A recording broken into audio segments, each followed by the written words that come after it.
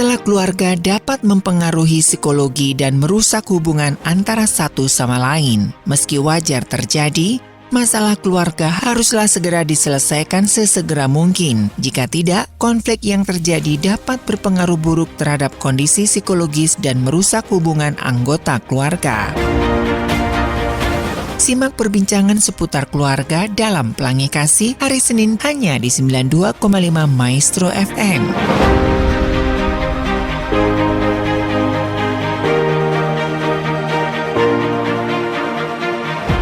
92,5 Maestro FM, House with the Sound. Shalom dan apa kabar Sobat Maestro? Kita bertemu kembali ya di program Pelangi Kasih. Dan silakan bagi Sobat Maestro, jika ada pertanyaan ataupun hal-hal yang ingin kami diskusikan bersama rekan-rekan dari Rumah Konseling Parahyangan Bandung, Anda bisa SMS atau WhatsApp di 081 321 000925. Anda juga bisa menyaksikan siaran kami langsung ya di Maestro Radio Bandung YouTube channel. Di bawahnya juga ada link Spotify yang bisa Anda gunakan ya untuk menyimak streaming Radio Maestro. Dan hari ini sudah hadir bersama saya Bapak Pendeta Yohan Lim sebagai salah satu konselor dari Rumah Konseling Parahyangan Bandung dan juga konselor dari SMP dan SMA tepatnya. SMP dan SMA Terang Nusantara Bandung. Hari ini temanya cukup menarik ya, karena memang Pak Pendeta Yohan Lim ini lebih banyak berkecimpung di remaja. Betul, begitu ya. iya.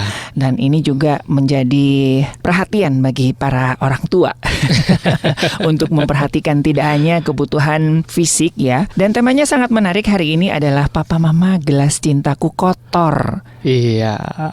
Kenapa mengambil hal ini, Pak Yohan? Iya, ini waktu saya memikirkan topik apa yang mau dibawa hari ini, saya teringat dengan satu tulisan Gary Chapman, yaitu 5 bahasa kasih ya. Iya. Bahwa Gary Chapman ini beliau berkata bahwa setiap kita ini sebenarnya memiliki gelas cinta. Dari sejak lahir kita sudah membawa gelas cinta itu. Ya. Tapi gelas cinta itu kosong. Nah, ini mau diisi apa seperti itu, Pak Ari? Oke. Iya. Ini kosong atau kotor? Kosong dan kotor, Iya. dua-duanya. Kosong dulu. Kosong dulu. Ya, ini kosong dan kotor dua hal yang berbeda. Oke. Iya. Wah, ini cukup menarik ya Sobat Maestro ya. Karena kan seringkali kita taunya cuma gelas cinta kosong. Iya. Tapi ada gelas cinta yang penuh tapi kotor. Iya, betul. Oke. Nah, kira-kira apa nih yang dibidik ya dari ini? Karena biasanya bahasan ini itu buat pasangan suami istri nih. Jarang sekali orang tua memperhatikan bahasa kasihnya ataupun gelas cintanya anak-anak begitu. Iya, sebelum kita membahas lebih lanjut ya Pak Ari dan Sobat Maestro, izinkan saya membacakan satu bagian firman Tuhan dulu ya, boleh ya? Kita mau melihat satu bagian firman Tuhan dari Matius pasal yang ke-18 ayat yang ke-10. Apa dikatakan di sini? Ini sangat menarik sekali. Ini perkataan Tuhan Yesus. Ingatlah, jangan menganggap rendah seorang dari anak-anak kecil ini. Karena aku berkata kepadamu, ada malaikat mereka di sorga yang selalu memandang wajah Bapakku yang di sorga. Nah, sekarang menjadi pertanyaan, kenapa sih saya mengangkat topik ini? Ya, karena kita perlu melihat bahwa sebenarnya seorang anak ketika lahir ke dalam dunia ini, dia ini lahir dengan kepolosan. Hatinya itu masih bersih. Jadi hatinya itu kita gambarkan seperti perkataan Gary Chapman tadi, bahwa itu hatinya itu seperti sebuah gelas bersih tapi kosong. Nah, sekarang gelas cinta yang bersih dan kosong itu mau diisi apa? Dan siapa yang mengisinya? Kemudian bagaimana mengisinya dan apa yang mau diisi? Nah, inilah yang akan menjadi topik pembahasan kita pagi hari ini, Pak Ari. Nah, langsung aja ini Pak Yohan gitu. Bagaimana nih untuk memahami dan karena banyak orang tua yang kurang paham dengan hal ini begitu. Betul. Yang penting sekolahnya oke, makanannya oke, pakaiannya oke, tempat tinggal oke, begitu ya, tanpa memahami bahwa ada loh kebutuhan-kebutuhan lain begitu ya. Bukan berarti sandang pangan papan nggak penting. Betul. Itu juga penting, tapi sangat ada penting. Hal lain juga yang tidak boleh diabaikan. Betul. tangki cinta ini betul, tadi ya. Iya. Nah, jadi kalau kita mau melihat Pak Ari, anak kita ada pada masa sekarang ini dan akan ada pada masa yang akan datang, itu ditentukan sekarang. Yes. Siapa yang menentukan? Yaitu orang tua. Bagaimana cara membentuk mereka. Pak Ari, kira-kira 2 minggu yang lalu kita baru membahas generasi stroberi ya. Iya. Jadi ini melanjutkan bahasan mengenai anak panah kemarin begitu ya, dan sempat disinggung mengenai generasi stroberi. Iya. Oke, jadi udah mulai agak sedikit cluenya nih. Oke, jadi ini tentunya tanggung jawab orang tua ya. Pastinya. Jadi anak-anak ke depannya seperti apa, atau mungkin bagi Sobat Maestro yang sekarang punya anak remaja, anakku kok kayak begini, nggak mungkin lah mereka otomatis seperti itu. Betul. Artinya ada campur tangan orang tuanya di situ. Iya. Ya, karena begini Pak Ari dan Sobat Maestro ya. Tadi saya sudah sempat menyinggung di awal bahwa anak-anak kita ada pada sekarang ini itu tidak terlepas dari peranan kita sebagai orang tua. Mungkin Sobat Maestro dan Pak Ari masih mengingat kemarin waktu kita membahas tentang anak panah di tangan pahlawan. Saya sempat ada men-sharingkan ya. Saya pernah melakukan penelitian 24,6% peranan orang tua itu. Nah, itu sangat berpengaruh loh. Bagi tumbuh kembang seorang anak. Bagaimana anak kita itu tergantung bagaimana kita. Karena anak remaja itu adalah proyeksi dari kita. Memang tadi kita membaca firman Tuhan dari Matius pasal yang ke-10 tadi tidak disebut kata anak remaja karena di Alkitab nggak ada tulisan kata anak remaja. Betul. Tapi kategori anak-anak. Nah, jadi itu menjadi satu tanggung jawab kita bagaimana mengarahkan anak kita, membimbing anak kita menuju kepada satu tujuan ilahi. Kemarin kita sudah bahas generasi stroberi. Siapa yang bentuk? Ya orang tua juga yang membentuk. Kenapa membentuk mereka jadi seperti itu? Di antaranya dengan cara bagaimana? Ya memanjakan mereka, membiarkan mereka, dan sebagainya. Akhirnya membentuk mereka menjadi generasi yang, mohon maaf, lembek. Susah berjuang, seperti itu. Jadi ya saya bilang ini tidak sepenuhnya benar ya, tapi sebagian besar gitu. Ada banyak yang mengatakan kalau kepingin tahu kondisi keluarga tertentu, cobalah lihat anaknya. Betul. Karena anak itu kan proyeksi dari orang tua, Pak Ari. Nah, ini penting ya Sobat Maestro ya. Anak adalah proyeksi dari orang tua. Ada sebuah kejadian menarik, Pak. Saya kan dulu ngajar di teater. Ada satu anak itu dia sangat ekspresif, sangat menjiwai. Di luar kepala dia dikasih peran antagonis gitu. Dia bilang, "Kok pinter sih kamu?" "Iyalah. Tahu dari mana?" "Bapak gua, mama gua begitu tiap hari." Karena dia sudah menyerap itu kan ya. Akhirnya secara nggak langsung dia bisa mengekspresikan apa yang dia dapatkan. Betul. Dan itu benar-benar buat kita juga dibilang lucu, tapi ya buat orang tua juga tamparan gitu.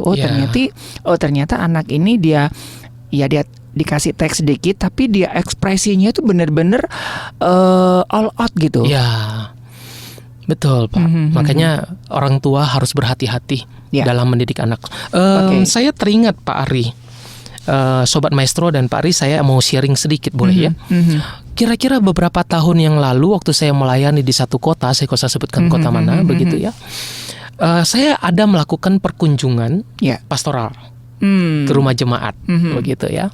Memang awal mula jemaat ini ketika berjumpa dengan saya di gereja ya, ini di gereja nih ceritanya, orangnya begitu baik, orangnya begitu sopan ya, dan tutur bahasanya sangat baik, gitu ya, dan suka memberi.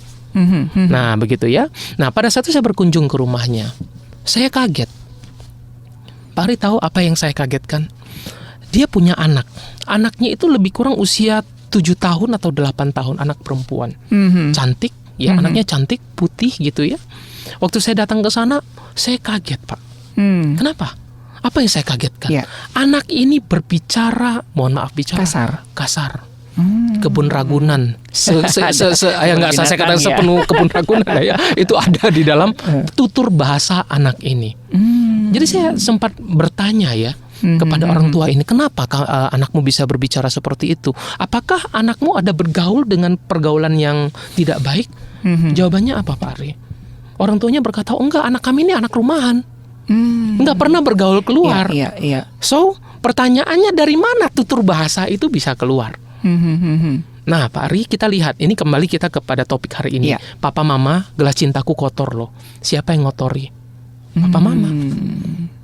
Papa mama yang ngotorin. Dengan apa? Bahasa kasar tadi. Dengan apa? Bentakan tadi. Dengan apa? Kata-kata kotor tadi. Akhirnya apa? Itu terekam di dalam alam bawah sadar anak. Dan itu menjadi satu traumatis bagi anak. Traumatis di dalam hati.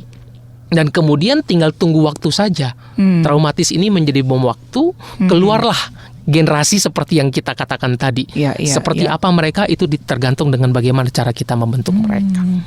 Betul, gitu. betul. Dan di masa-masa pertumbuhan anak ini sesuatu yang sangat penting ya Sobat Maestro ya. Dan banyak sekali keluarga-keluarga yang kehilangan. Dan bahkan mungkin seperti firman Tuhan yang disampaikan tadi, anak kecil ngerti apa sih? Gitu kan. Dan ini juga penting ya Sobat Maestro ya. Saya bukan mendampingi lah, ada bertemu dengan beberapa keluarga yang ya itu tadi Pak, dari anak-anak jadi masih umur 3 tahun Pak, udah pinter dia ngelabrak pembantunya gitu kan. Wah, ini antara mamanya atau papanya dia kayak begini. Iya, karena anak itu kan memang peniru ya. Nah, jadi artinya memang ini benar ya, anak adalah proyeksi dari orang tua ya. Jadi orang tua mesti berhati-hati apapun itu, begitu ya. Oke, nah sebetulnya bagaimana sih Pak Yohan untuk mengetahui bahasa kasih, ataupun apa sih kebutuhan tangki daripada anak-anak kita? Sebetulnya kan orang tua harus tahu kan ya, sebetulnya kan. Betul. Nah, gimana sih caranya untuk menemukan bahasa itu bahasa kasih itu ya. Nah, kita kembali lagi Pak Ari kepada firman Tuhan. Izinkan saya membacakan satu bagian firman Tuhan lagi ya. Dari Efesus pasal yang ke-6 ayat yang ke-4. Ya, Efesus pasal 6 ayat yang ke-4. Dikatakan apa di sini? Dan kamu bapak-bapak, janganlah bangkitkan amarah di dalam hati anak-anakmu, tetapi didiklah mereka di dalam ajaran dan nasihat Tuhan. Pak Ari, sebelum saya menjawab tadi pertanyaan dari Pak Ari ya, bagaimana bahasa kasih itu bisa diajarkan kepada anak. Saya mau menjelaskan dulu sedikit dari latar belakang firman Tuhan ini. Kenapa Paulus menuliskan ini? Kita perlu tahu Pak Ari, ada satu tradisi orang Yahudi. Mungkin bukan hanya Yahudi lah ya, semua suku. Tapi saya spesifik membatasi ini di kalangan orang Yahudi. Pondasi keluarga itu sangat diutamakan Pak Ari. Betul. Orang Yahudi itu sangat mengutamakan pondasi keluarga. Mereka tidak main-main dalam hal ini. Makanya Paulus menyatakan, bapak-bapak jangan bangkitkan amarah di dalam hati anakmu. Kenapa? Karena anak itu kan akan bertumbuh. Dia akan menjadi besar. Dia akan menjadi dewasa dan dia bisa berpikir. Nature-nya bisa bertumbuh dengan seiring berjalannya waktu. Nah, ketika mereka bertumbuh besar nanti, mereka mau jadi apa? Sedangkan kembali lagi kita di dalam Ulangan pasal 6 ayat 6 sampai 9. Tuhan Allah sendiri berfirman. Ini Tuhan Allah sendiri yang ngomong bagaimana pengaruh peranan orang tua itu sangat besar dalam mendidik anak-anak dalam hal kedisiplinan rohani. Betul. Nah, kalau kita kembali lagi ke dalam Efesus pasal 6 ayat yang keempat, ajaran dan nasihat Tuhan. Apa sih ajaran dan nasihat Tuhan itu? Itulah kebenaran firman Tuhan yang dilandaskan dengan kata kasih. Nah, sekarang anak-anak bagaimana bisa mengerti kata kasih kalau mereka tidak mendapatkan kasih sayang itu dari orang tua? Betul. Itu. Pak Ari, kemarin saya sudah sempat memperkenalkan diri bahwa saya punya 3 orang anak. Anak saya yang nomor 2 namanya Michael, itu anak spesial. Nah, selama kami lebih kurang 1 tahun setengah tinggal di Bandung Pak Ari, secara emosional anak kami yang nomor 2 ini sangat-sangat terkendali. Apa karena iklim, karena budaya, atau karena apa? Dari sepengetahuan kan orang bilang di Bandung adem gitu kan. Apakah itu yang mempengaruhi perkembangan Michael ini? Enggak juga Pak. Bapak mau tahu apa rahasianya? Jawabannya itu adalah emosi saya dengan istri saya.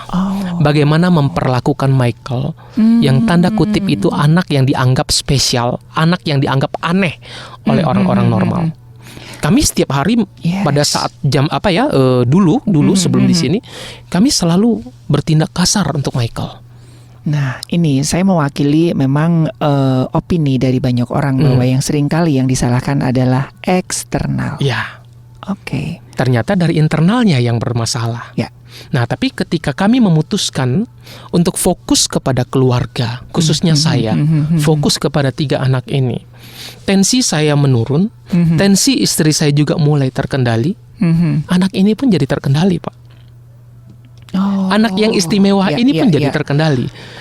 Pak Ari bisa bayangkan seorang anak usia 9 tahun, ya, dia mampu mengangkat beban yang mungkin sekitar 78 kilo dengan satu tangan, membalikkan mainan TK itu. Iya. Luar biasa, Pak. Betul. Kondisi, ya orang sudah bilang, wah ini anak bahaya. Tapi puji Tuhan selama kami di sini, luar biasalah perkembangannya. Oke, jadi itu pengaruh begitu ya. Dan rata-rata memang anak-anak yang memang spesial ya ketika dia mendapatkan simptom ya, suara keras ataupun mungkin dia tidak ngomong ya. Saya kan ada beberapa anak dengan kebutuhan khusus ya, dengan sikap kita yang nggak nyaman aja dia sudah tantrum. Dia bisa rasa. Dan tenaganya, Pak, udah kayak orang gede, Pak. Padahal itu masih umur berapa ya? Umur 6 tahun, Pak. Saya aja nggak kuat segede gini, Pak. Jadi hanya karena simptom yang dia dicuekin. Sekalipun mungkin kita nggak sengaja gitu ya, kita sedang bekerja, dia datang, dia ngajak ngobrol dengan bahasanya, kita cuekin, atau dalam arti gini, dia lagi, dia udah tahu loh, Pak. Dia tahu. Benar. Dia sangat merasa begitu kan. Nah, jadi ini ada satu informasi penting ya buat Sobat Maestro yang mungkin hari-hari ini tidak hanya anak-anak yang memiliki kebutuhan khusus ya, anak-anak kita pun tahu loh. Iya. Dari emosi dari ini ya. Betul. Okay. Anak itu bisa merasakan emosi orang tua. Nah, itulah makanya kenapa saya tergerak untuk membawakan topik hari ini. Papa Mama, gelas cintaku kotor loh. Oke. Papa Mama loh yang kotorin. Aku pengennya diisi dengan sirup stroberi. Aku ingin diisi dengan sirup jeruk. Aku ingin diisi dengan minuman yang manis-manis loh, bukan diisi dengan sampah. Bukan diisi dengan kotoran bentakan, cacian, makian, ketidakpedulian, pembiaran gitu. Ya, nah Pak Yohan kan ini kemarin juga cukup menarik begitu ya. Jadi ada beberapa keluarga yang mungkin Pak Yohan juga bisa sharing dengan 3 jagoannya. Tentunya kan bahasa cintanya beda-beda. Akan sangat beda dengan keluarga yang hanya punya 1 anak aja. Betul, gitu kan. Itu pun ya bahasa cintanya suami istri aja itu tentunya juga beda. Beda Pak Yohan sama Ibu kan pasti juga berbeda begitu. Nah, gimana Pak untuk bisa satu tadi melihat kebutuhan tangki cinta anak, namanya orang tua kan kadang udahlah diseragamkan aja gitu kan. Banyak hal kan dari mulai makanan, baju, hobi itu kan. Gimana Pak bisa menemukan dan mengisi ketiga tabung ya? Pak Yohan juga sendiri harus ngisi tabungnya cintanya Bapak ke Ibu juga kan? Jadi 5 Pak. Betul. Ya, jadi ini pertanyaan yang menarik ya dan menantang juga buat saya. Pak Ari, kalau kita berbicara tentang keluarga yang ideal mah gampang ya. Ya keluarga yang harmonis, yang seperti apa ya, itu gampang sekali kita bicara. Teori-teorinya banyak, tapi dalam lapangan belum tentu seindah drama Korea. Begitu betul, ya. Betul. Nah Pak Ari, kalau ditanya bagaimana saya mencukupkan kebutuhan 3 tangki cinta anak ini, saya mau apa dulu ya, bercerita. Saya ini dibesarkan dengan latar belakang kekerasan yang luar biasa. Saya ya kalau mau diceritakan latar belakang masa lalu saya, banyak sekali sampah yang masuk di dalam gelas cinta saya, Pak. Nah, tanpa saya sadar ternyata gelas cinta saya yang penuh dengan sampah yang saya anggap itu cinta, ternyata racun, ternyata toksit. Itu saya tuangkan di dalam hati 3 anak kami. Anak kami yang sekarang itu berbeda dengan yang dulu. Ketiga-tiganya. Yes, betul. Nah, setelah kami di Bandung, terjadi satu transformasi, terjadi satu perubahan baik dari pola pikir saya secara pribadi, istri saya, bagaimana kami bersatu hati untuk memfokuskan diri kepada 3 anak ini. Kami baru menemukan 3 bahasa kasih untuk anak kami 3 orang ini dengan 3 bahasa yang berbeda. Anak kami yang pertama namanya Samuel, dia membutuhkan pujian. Selama ini anak kami yang pertama itu dia anak yang luar biasa. Kemarin dia belajar jadi barista, Pak Ari.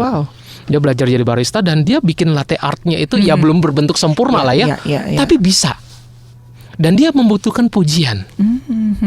Lalu yang kedua, Michael membutuhkan apa? Dia adalah anak yang membutuhkan body contact. Dia senang dipeluk. Dia senang disayang begitu ya. Sentuhan ya, betul, sentuhan fisik begitu ya. Kemudian yang terakhir, anak kami yang bungsu ini juga sama dengan Michael.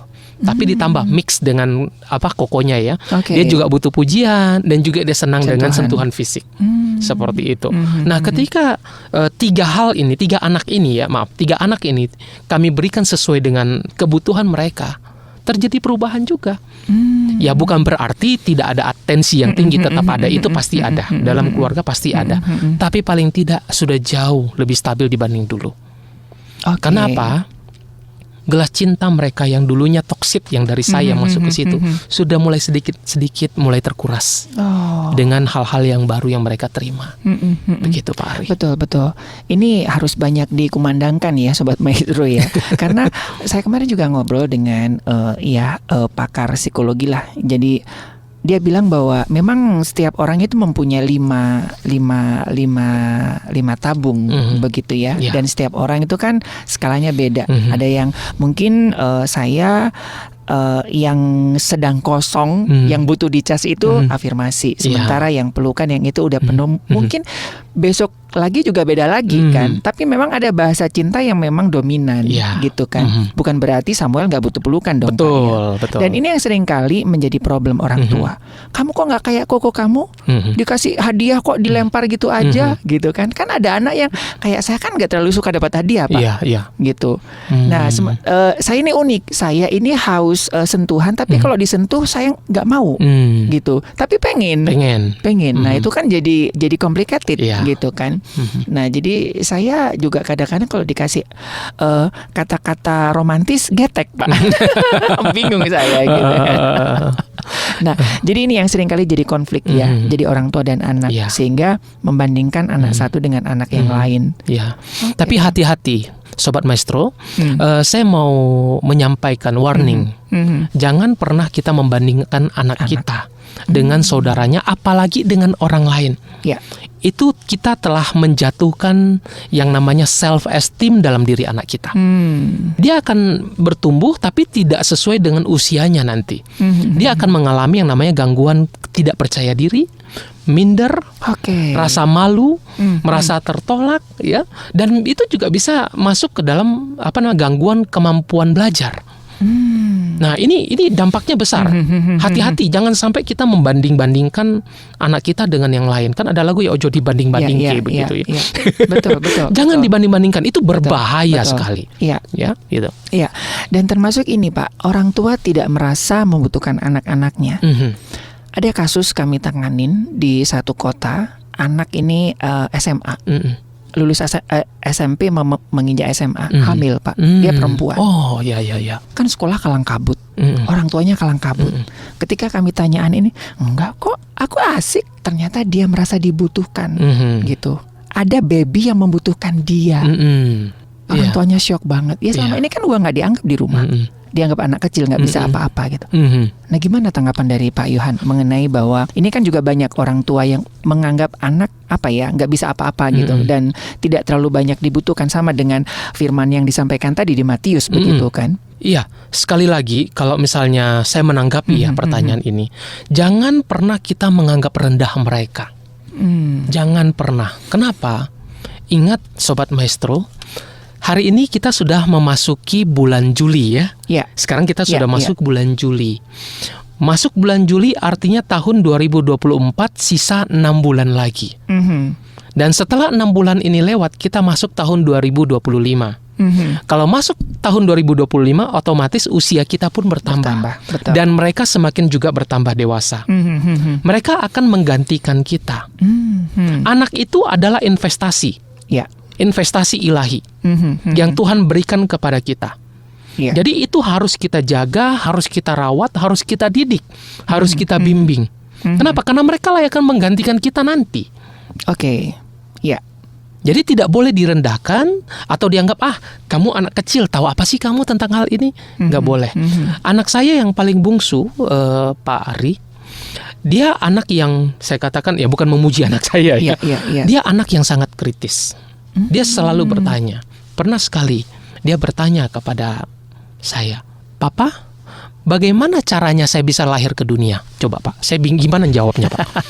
Bagaimana caranya saya bisa ada di dunia? Saya mau jawab gimana?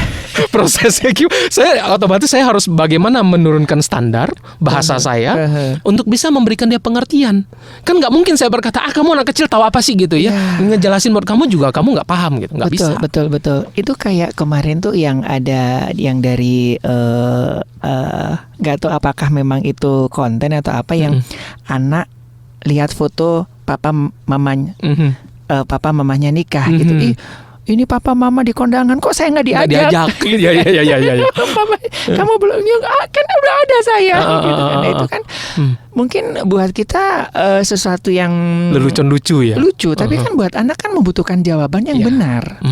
Itulah saya katakan tadi Pak, kita harus menjawab sesuai dengan apa yang mereka butuhkan. Nah, ya mungkin gak segampang yang kita bayangkan ya. Misalnya contoh kayak pertanyaan anak saya tadi, "Papa, bagaimana caranya saya bisa ada di dunia ini? Bagaimana prosesnya?" Ya kan gak mungkin saya menjelaskan, "Begini loh nak, papa sama mamamu begini, lalu terjadilah begini." Kan terlalu belum cukup umurnya lah. Tapi kami menjelaskan sesuai dengan kemampuan dia untuk menangkap apa yang dia mengerti begitu. Tapi kami tetap landaskan kepada firman Tuhan. Bahwa kamu ada di dalam dunia ini adalah karena Tuhan. Kamu ada di dalam keluarga ini karena Tuhan kirimkan kamu untuk papa dan mama. Untuk papa mama pelihara, untuk papa mama rawat, untuk papa mama didik kamu, sekolahkan kamu supaya menjadi pintar. Nanti ketika kamu besar kamu bisa mempermuliakan Tuhan. Iya. Ini penting ya Sobat Maestro ya. Jangan sampai gelas cintanya ataupun gelasnya anak-anak kita kosong dan kotor gitu. Kapan hari juga saya ketemu di salah satu mall gitu. Selagi nunggu beberapa temen, ada komsel gitu ya. Ada biasalah ibu-ibu kalau udah ketemu temennya kan lupa anaknya gitu kan. Anaknya melipir ke saya, "Pak." Langsung dia cerita, Om, kita bikin anak yuk." Bilang gitu. Saya kan kesiokan. Loh, emang kok bisa bikin anak? Bisa kan begini. Jadi dia tuh bawa clay gitu. Ini kata mamanya begini bikin anak gitu. Gitu ya. Saya kan juga bingung. Iya. Itu mamanya juga salah menjelaskan itu. Jadi ternyata dia lahir itu dari clay, dari tanah liat itu. Bingung kan orang tuanya nggak jawab gitu. Mungkin dipikir anak kecil ya udahlah senyantolnya daripada anak ini banyak tanya gitu kan. Kadang orang tua kan malas ya untuk menjawab, kayaknya apaan sih receh pertanyaannya gitu ya. Padahal itu penting gitu untuk dijelaskan kepada anak. Nah, kita kembali ke mengenai dampak dari tabung cinta ataupun gelas cinta ya, karena tema kita gelas cinta yang kosong dan kotor gitu. Dampak yang ya pasti banyak ya dampaknya. Pasti banyak, Pak. ya. Dampaknya apa? Kenakalan remaja, free sex. Nah ini kan salah satunya Pak. Ketika gelas cinta itu kosong, mereka kan mencari cinta. Anak-anak remaja ini sekarang kalau kita lihat, kenapa mereka melakukan free sex atau pergaulan bebas? Yang mereka cari itu adalah orang yang bisa melindungi dia. Yang bisa melindungi dia, memberikan dia rasa nyaman, memberikan dia rasa aman, ya, dan juga memberikan dia kenyamanan yang mungkin tidak dia dapatkan dari orang tuanya, khususnya dari papanya. Ingat Sobat Maestro, kehadiran seorang papa di dalam kehidupan seorang anak itu sangat besar peranannya. Tapi bukan berarti mama tidak penting, mama juga penting. Tapi papa itu dikenal oleh anak itu sebagai pahlawan yang bisa dibanggakan, yang bisa melindungi dia. Kalau figur papa tidak ada, ya sudah. Mau apa lagi kita katakan? Betul. Ada film bagus ya, Sobat Maestro, itu saya lupa judulnya, Pak Yohan. Jadi dia tuh seorang mafia yang cukup ini di Amerika gitu. Jadi karena dia sudah melakukan banyak sekali pencurian, pembunuhan, perampokan, dan dia dijatuhin hukuman mati Pak. Gitu. Nah, jadi pengen nangis ya. Ketika dia ditanyakan permintaanmu terakhir apa? Tolong datangkan papa saya, suruh tampar saya. Karena dia waktu kecil nggak pernah ditampar. Coba kalau dia mendapatkan gini, ketika anaknya melakukan kesalahan, ya karena dia tumbuh dalam keluarga yang kurang mampu, Pak. Ketika dia mencuri, pintar, keren, gitu, Pak. Dan dia bilang, ketika papa menampar saya waktu kecil, mungkin saya nggak akan seperti ini. Gitu, Pak. Jadi itu benar-benar diangkat dari kisah nyata. Kisah nyata gitu. Jadi dan ya lebih baik menampar anak. Atau seperti apa, Pak? Antara kita mengisi tangki dan disiplin ini kan kadang-kadang buat orang tua kan juga nggak mudah. Betul. Sebagai orang tua. Gimana, Pak? Kalau kita berbicara kata, mohon maaf ini gini bahasanya jadi agak kasar ya. Menampar anak jangan coba-coba. Ada undang-undang hukumnya, Pak. Ya, kekerasan dalam rumah tangga itu kita bisa dikenakan hukum pidana. Dan jadi Sobat Maestro jangan pukul anak ya. Tidak boleh melakukan kekerasan begitu. Nah, saya mau memberikan clue bagaimana cara kita mendidik anak. Saya tidak mengatakan dengan clue ini bahwa saya juga sudah berhasil mendidik anak saya seperti ini. Semuanya kita berproses, sama-sama belajar dan berproses. Mendidik anak tanpa mengurangi takaran cinta dan membuat kotor gelas cinta anak. Tidak mudah. Betul. Nah, clue-nya bagaimana? Hanya 2 kata. Didiklah anak dengan lembut dan tegas. Kalau kita mendidik anak hanya dengan kata lembut saja, hanya dengan kata lembut tanpa ada ketegasan atau rendah ketegasan, tinggi kelembutan, kita akan menciptakan anak-anak gampangan. Anak-anak gampangan itu seperti apa? Yaitu yang kita sudah bahas, Pak. Ya, dia akan gampang lah. Seperti yang tadi diceritakan, saya ingin sebelum saya dihukum mati datangkan papa saya untuk menampar saya. Itu kategori anak gampangan. Nah, itu kalau kita tidak memiliki tinggi ketegasan. Rendah ketegasan, tinggi kelembutan itu jadi anak gampangan. Kalau kita balik, rendah kelembutan, tinggi ketegasan, ini kita akan melahirkan anak-anak pemberontak. Anak-anak pemberontak. Kenapa? Karena kita didiknya dengan tegas. Tegas bagi kita sebagai pendidik yang mendidik ya. Bagi mereka itu keras. Bagi anak itu adalah keras. Oh, papa saya itu begini loh. Oh, papa saya itu begini loh. Nah, kalau dua-duanya rendah bagaimana, Pak Ari? Kita akan kehilangan generasi ilahi. Kita akan kehilangan anak. Jadi anak kita ada itu serasa tidak ada. Anak kita cuma ada secara fisik, tapi dia tidak hadir di dalam kehidupan kita. Itu kalau kita rendah ketegasan dan rendah kelembutan. So, sekarang bagaimana cara yang terbaik untuk bisa memenuhi gelas cinta anak kita dengan cinta kasih sayang yang benar? Kedua-duanya harus tinggi. Tinggi kelembutan dan juga tinggi ketegasan. Itu baru kebenaran firman Tuhan. Kita mendidik mereka dengan kasih, tapi juga dengan disiplin. Disiplin itu bukan ketegasan loh. Bukan kekerasan loh. Disiplin itu kan diambil dari kata disciple. Bagaimana anak-anak itu kita muridkan mulai dari rumah. Kita ajari mereka, kita bimbing mereka sesuai dengan apa yang Tuhan mau. Seperti itu, Pak. Iya, betul. Wah, ini memang tugas berat ya, Sobat Maestro ya. Lebih baik kita ada seorang yang bilang lebih baik kita nangis-nangisan lah beberapa tahun daripada kita nangis selamanya. Soalnya ada beberapa keluarga yang sampai anaknya dewasa itu bikin orang tuanya nangis. Iya kan, anak-anak itu kan paling usia 0 sampai berapa, 15-an tahun ya Pak ya. Hanya 15 tahun lah orang tua mungkin ngerasa capek, ngerasa sakit gitu kan, daripada seumur hidup. Sekarang cukup banyak Pak orang-orang tua yang capek saya, anaknya nggak bisa kerja, sudah menikah pun masih menyusahkan, tidak bisa mandiri. Kemarin kita lagi bahas mengenai Peter Pan syndrome, gitu. Dan itu kan juga hasil dari dari orang tua begitu kan, begitu ya. Jadi, nah ini penting ya Sobat Maestro ya. Dan memang orang tua setiap keluarga kan mempunyai model didikan yang berbeda ya Pak ya. Pak Yohan dengan keluarga saya mungkin beda. Kalau keluarga saya memang ya terserah lo lah. Sangat demokratis Pak orang tua saya. Makanya anaknya juga nggak karu-karuan jadinya. Begitu. Kelihatannya sih bagus Pak. Kelihatannya demokratis loh, Pak. Kelihatan demokratis loh, Pak. Tapi ya setelah mengerti kebenaran, wah ini kayaknya ya sudahlah. Kita nggak bisa memperbaiki generasi di atas kita, dan nggak bisa menyalahkan. Tinggal dari bagaimana kita kan. Sobat Maestro juga nggak boleh bikin alasan. Ya aku dulu dididik mama papa gue begini kok. Ya kalau misalkan ada sadar dan hari ini bukan kebetulan ya, Pak Yohan menyampaikan hal ini. Yuk kita mulai dari generasi kita kan. Atau seperti apa, Pak? Iya. Itu benar Pak Ari ya. Kita tidak bisa menyalahkan atasan yang sudah berlalu.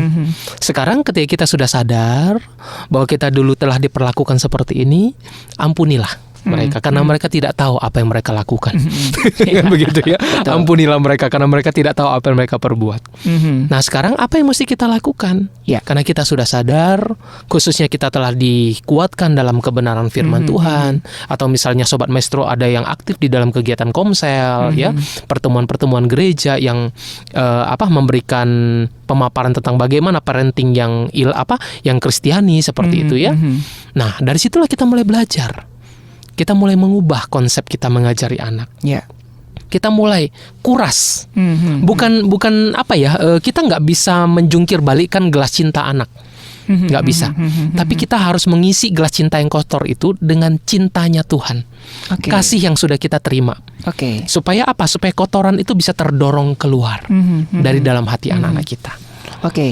Nah, ini kan kebanyakan Sobat Maestro yang mendengarkan Pelangi Kasih adalah keluarga-keluarga yang sudah kadung, Pak.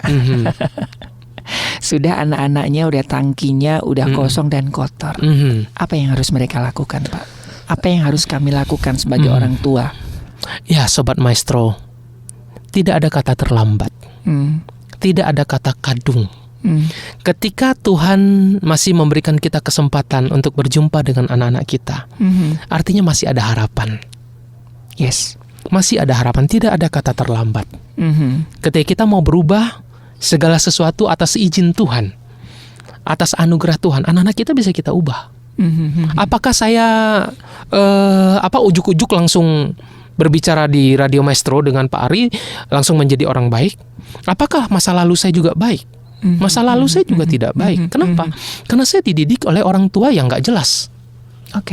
Bukan gak jelas statusnya, bukan. Karena saya gak tahu yang mana orang tua saya. Karena ketika saya lahir, saya diadopsi di Pontianak, di kota di Kalimantan Barat. Habis itu dari satu orang tua ke orang tua yang lain, nanti orang tua yang lain berkata, aku papa mamamu loh. Yang satu nanti aku papamu, panggil mama ya. Yang sana bilang panggil papa ya, panggil mama ya. Akhirnya papa saya terlalu banyak. Lalu papa saya yang benar yang mana? Yang saya ketemu adalah figur papa yang otoriter, yang mendidik saya dengan rotan, yang mendidik saya dengan tendangan pada masa lalu, yang mendidik saya dengan tamparan, cacian, hinaan yang menjatuhkan harga diri saya. Nah, itu yang saya terima. So, apakah saya boleh membenci dia? Lalu saya ketika sudah tumbuh besar seperti sekarang, lalu saya datang kepada dia, kamu tuh dulu kayak gini saya loh, yuk berantem yuk. Nggak bisa. Itu salah. Nah, jadi sekarang dari saya lah, ketika saya sudah mengerti bahwa zaman dulu saya didik seperti ini nggak benar, saya tidak boleh perlakukan itu kepada anak saya. Tadi Pak Ari bertanya, Pak, sekarang ini banyak orang tua yang sudah kadung. Tangki cintanya itu sudah kotor. Kosong tidak, Pak? Tangki cintanya penuh, tapi penuh dengan kotoran. Kotorannya apa saja? Ya tadi mungkin ya ada tamparan, kekerasan dalam rumah tangga, bulian dan sebagainya. Nah, sekarang orang tua, yuk mari berubah. Memang perubahan itu ketika Sobat Maestro mendengar ini Roh Kudus Tuhan bekerja, langsung berubah, harapannya anak saya langsung berubah besok. Enggak juga. Itu butuh proses. Ada harga yang harus kita bayar. Mungkin dalam proses itu harga yang paling mahal yang kita bayar itu harga diri kita. Bagaimana? Paling juga seperti ini lagi anak kita merendahkan kita. Tapi jangan dengarkan itu. Ketika kita punya niat mau berubah, berubahlah. Karena anugerah Tuhan itu masih ada bagi kita. Jadi kalau misalkan Sobat Maestro membutuhkan bantuan, jangan takut begitu ya, mencari. Jangan dipikul sendiri lelah. Ada konselor yang bisa membantu. Ada teman-teman dari Rumah Konseling Parahyangan Bandung ya. Karena saya mendapatkan beberapa WA dengan keluarga yang saya dampingin. Udah Mas Ari, kita doakan aja supaya anak ini dipanggil Tuhan. Saya udah gak kuat. Saya aja yang gak punya anak kaget loh Pak. Ya mungkin di satu sisi saya paham Pak. Saya paham berat menghadapi anak-anak yang seperti itu kan. Tapi kan apakah dengan anak ini dipanggil Tuhan akan masalah akan selesai? Apakah bapak ibu akan lebih bahagia? Atau justru anak ini begini karena memang akar masalahnya dari orang tua? Nah sementara orang tuanya yaitu Pak ngerasa sudah benar, sudah merasa yang terbaik, kita bingung Pak. Iya. Dibawa aja ke Pak Yohan. Iya. Kan ke saya pusing juga. Iya. Karena begini Pak Ari, menjadi orang tua itu tidak mudah. Ya, menjadi orang tua itu nggak mudah, sangat sulit. Kenapa? Karena menjadi orang tua itu prosesnya belajar. Belajarnya di mana? Di kampus yang bernama rumah tangga. Di kampus yang bernama keluarga. Yang kita sebut dengan universitas keluarga. Kapan wisudanya? Wisudanya itu adalah ketika kita menyaksikan anak-anak kita bertumbuh dengan benar di dalam jalan Tuhan. Nah, Pak Ari, kalau kita tahu lah ya, proses belajar itu kan nggak mudah ya. Harus bikin skripsi, bagi kita yang kuliah di magister harus menulis tesis atau disertasi. Bukan hanya menulis saja, itu juga harus disidangkan.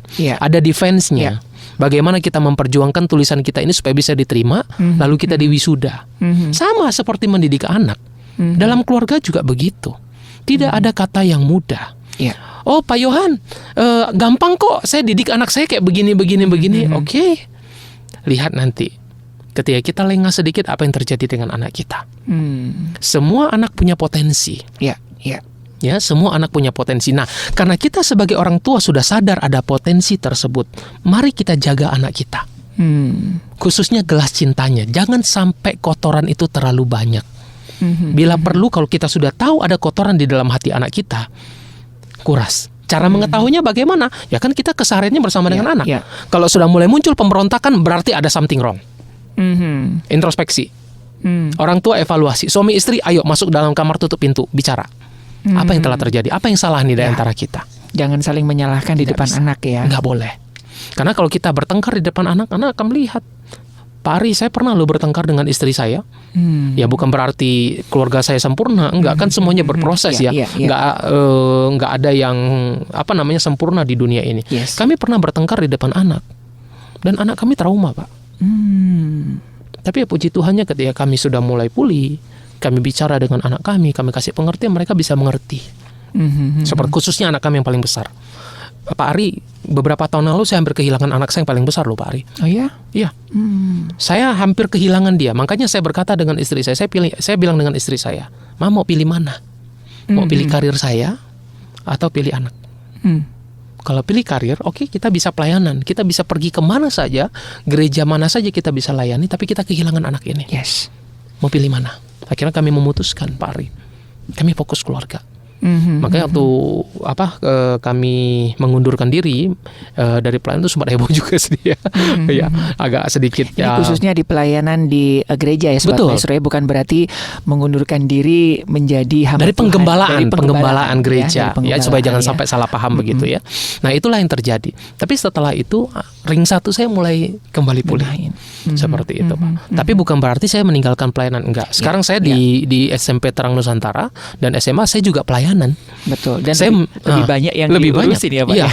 Bahkan di situ saya juga semakin menyadari ternyata menjadi guru itu juga adalah gembala. Gembala yang Tuhan percayakan untuk mendidik, mengajari anak-anak ini supaya jangan sampai keluar dari kebenaran firman Tuhan. Saya baru mengerti itu juga Pak. Betul. Wah, ini sangat menarik ya Sobat Maestro ya. Sebetulnya banyak hal yang bisa kita korek-korek gitu ya. Boleh, kita korek lagi. Kita korek lagi begitu ya. Nah, kalau misalkan Anda hari ini juga disadarkan dengan apa yang disampaikan Pak Yohan, nggak ada kata terlambat. Dan kalau misalkan Anda membutuhkan dukungan ataupun konselor, bisa menghubungi Rumah Konseling Parahyangan Bandung. Nah Pak Yohan, kira-kira apa yang bisa kita simpulkan dari bahasan kita hari ini Pak Yohan, sebelum kita ketemu bulan depan ya? 1 bulan sekali sih jadwalnya. Bulan depan kita bahas topik apa ya Pak ya?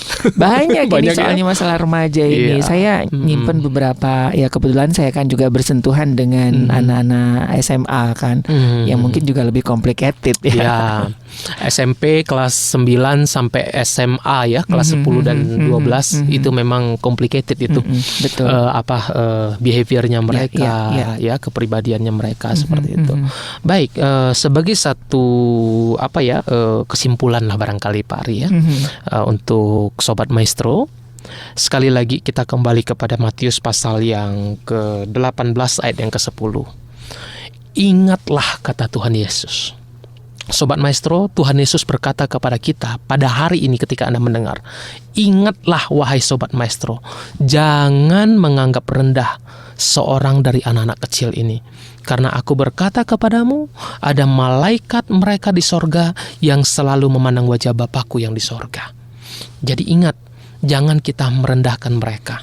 Jangan menganggap bahwa mereka adalah anak kecil, anak remaja yang tidak perlu tahu urusan orang dewasa. Mereka perlu tahu. Dan ketika mereka perlu tahu, jangan mengajari mereka dengan cara yang salah. Tapi ajarilah mereka dengan kebenaran firman Tuhan. Supaya apa? Supaya tangki cinta mereka itu penuh. Penuh dengan kasih sayang, penuh dengan kedisiplinan yang kita berikan kepada mereka, dan juga penuh dengan kelembutan yang kita berikan kepada mereka. Ingat Sobat Maestro, anak-anak kita yang ada hari ini bersama dengan kita adalah masa depan kita nantinya. Mereka lah yang akan menggantikan kita di masa yang akan datang. Jadi didiklah mereka di dalam jalan Tuhan. Jangan pernah menganggap mereka rendah. Penuhi tangki cinta mereka dengan kasih sayang. Jangan penuhi tangki cinta mereka atau gelas cinta mereka dengan sampah dan kotoran. Itu Pak Ari. Ya. Oke, wah ini sangat menarik ya Sobat Maestro ya. Dan sekali lagi Pak Yohan, terima kasih buat hari ini. Sama-sama Pak Ari. Dan bagi Sobat Maestro yang membutuhkan layanan lebih intens, nanti bisa menghubungi kami. Kami akan memberikan call center dari Rumah Konseling Parahyangan Bandung. Baik dari Gereja Maestro Jalan Kaca Piring 12 Bandung, saya Ari dan juga Bapak Pendeta Yohan Lim, salah satu konselor dari Rumah Konseling Parahyangan Bandung dan juga konselor SMP dan SMA Terang Nusantara Bandung. Mohon pamit, kita ketemu lagi di program Pelangi Kasih selanjutnya. Tuhan memberkati. Tuhan Yesus berkati. Wanita yang kuat dan mandiri adalah wanita yang mampu membahagiakan diri sendiri. Mereka memiliki kepercayaan diri, mampu menjalin hubungan yang sehat, mampu mengekspresikan diri apa adanya, sehingga menjadi wanita yang kuat dan mandiri dengan menjadi diri sendiri dan menjalani keseharian sesuai tujuan hidup. Simak perbincangan seputar dunia wanita dalam Pelangi Kasih hari Selasa hanya di 92,5 Maestro FM.